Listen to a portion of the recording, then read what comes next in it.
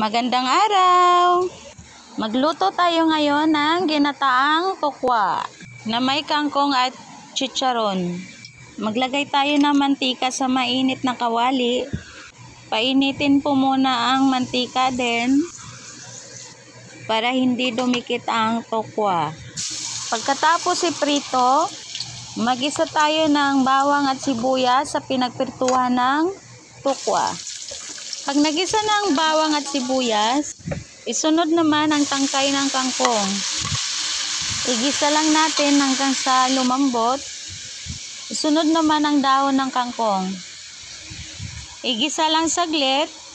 Isunod naman natin ang pangalawang gata.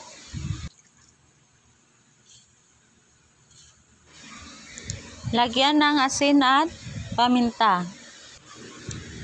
Pakuluan lang saglit. Pagkakulo, ilagay na natin ang piniritong tokwa at chicharon. Pakuluan lang uli.